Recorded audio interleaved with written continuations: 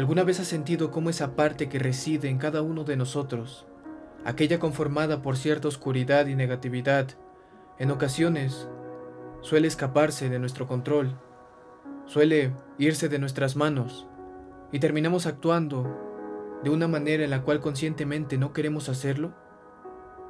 Y sí, estoy hablando del ego, porque es algo que a mí me ha pasado en muchas ocasiones.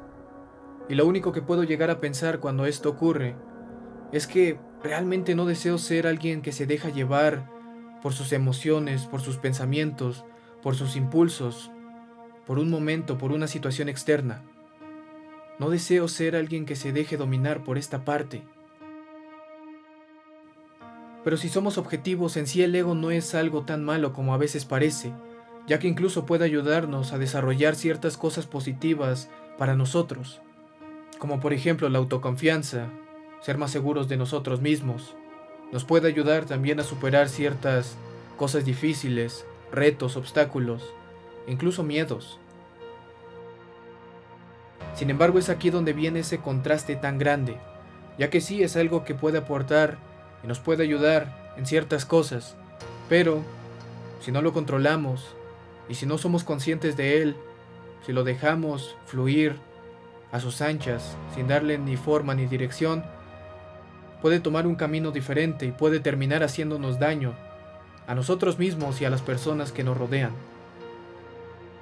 Y entonces es ahí donde vienen tal vez esas preguntas de cómo podríamos mantener un equilibrio, cómo podríamos manejarlo de una manera en la cual no resulte algo negativo, algo dañino.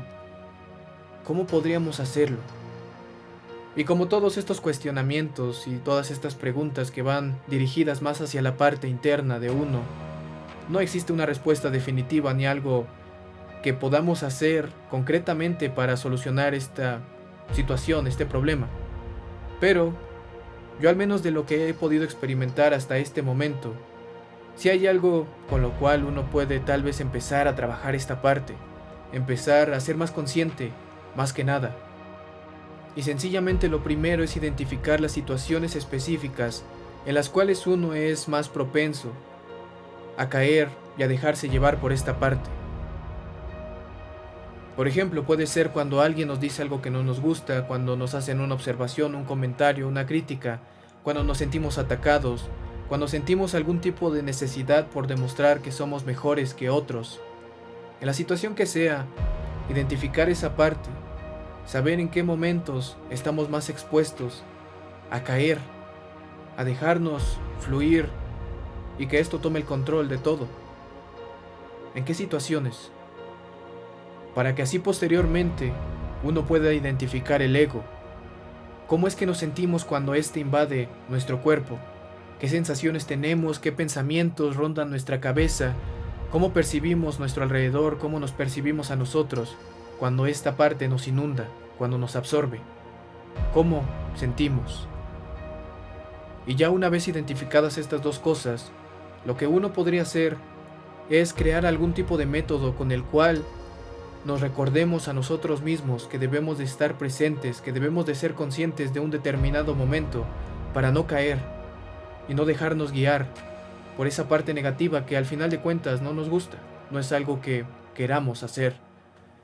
Y en mi caso, yo lo que he estado aplicando al menos es de 2 a 3 respiraciones cuando identifico que esto viene, aplicar 2 a 3 respiraciones profundas y conscientes con las cuales precisamente me recuerdan que debo de ser consciente de mi ego, debo de mantener en ese balance para que no se desborde y no termine haciendo algo que conscientemente no quiero hacer.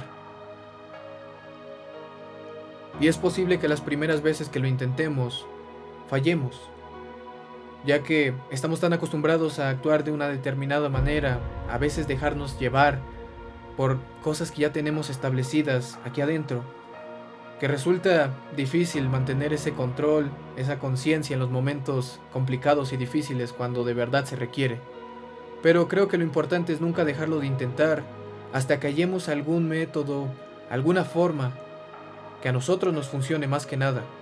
Porque yo les puedo compartir lo que para mí me funciona, pero al final lo importante es que ustedes encuentren y busquen algo que de verdad les sea de utilidad en este aspecto y que nos ayude más que nada a ser cada vez más conscientes de nuestras acciones en los momentos de tensión cuando más se requiere muchas veces.